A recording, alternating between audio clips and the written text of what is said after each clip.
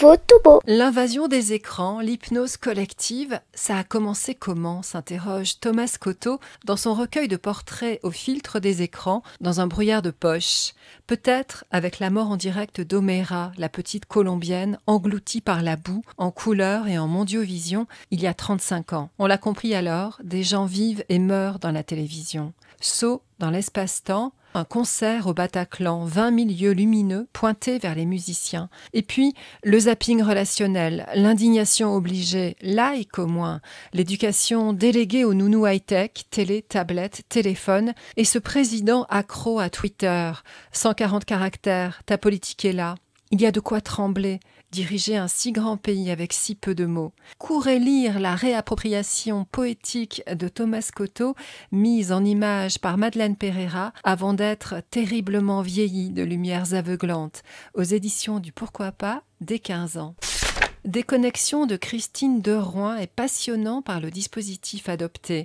La fiction dialogue en direct avec l'expertise scientifique, médicale du docteur Alain Dervaux, spécialiste des addictions adolescentes aux écrans. Manon, Clément, Enzo n'avaient aucune raison de se rencontrer. Quoi de commun entre l'ambitieuse créatrice de jeux vidéo, le fils d'agriculteur isolé qui ne se remet pas de la mort de son chien, et le ténébreux no-life de Montreuil? Rien, sauf un jeu, Sammy Games, où sous un avatar exotiquement nordique, devenu éleveur de rennes, ils vont ensemble parcourir les grands espaces pour contrer les projets expansionnistes d'un groupe pétrolier. Modéré au début, le temps passé dans la peau de leur double virtuel augmente au point de les mettre en danger dans leur vie de chair et de sang, entre chat jusqu'au petit matin qui les transforme en zombies en classe et mauvaise cyber rencontre. Une description précise et captivante de l'engrenage. Aux éditions Le Muscadier, dès 11 ans. Tout nouveau tout beau, la suite. En cette semaine des mathématiques, réhabilitons Sophie Germain, la femme cachée des mathématiques, avec la biographie de Sophie Dodler, illustrée par Julien Billaudot, aux éditions de l'École des loisirs, dès 11 ans. Cette pionnière apprit à ordonner le monde alors que les têtes des puissants dansaient au bout des pics des révolutionnaires. 2 siècles plus tard, celle qui fut la toute première femme récompensée par l'Académie des sciences, en 1816, est tombée dans l'oubli, et les étudiants en sciences fondamentales ne sont encore qu'à 30% des filles.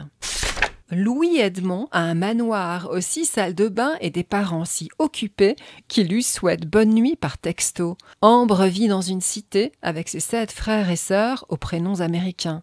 Sa mère, Antoinette, a la fâcheuse habitude de procréer avec de quasi-inconnus qui se font la malle dès que bébé paraît, et Ambre Cendrillon passe sa vie à récurer et à pouponner. Cette fois, Antoinette a dégoté un tocard de compétition qui veut gagner des millions en volant la fortune des parents de Louis Edmond.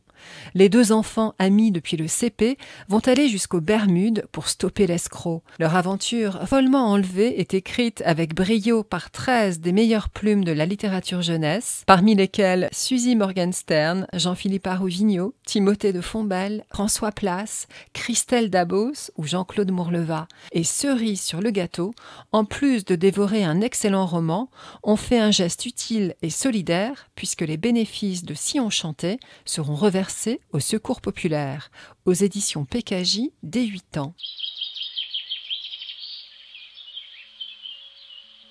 Quittons-nous en douceur avec un petit air de rien, l'air du printemps de Jovitech, illustré par Emmanuel Algan, sur une musique de Flavia Pérez, aux éditions du Père Castor, dès la naissance.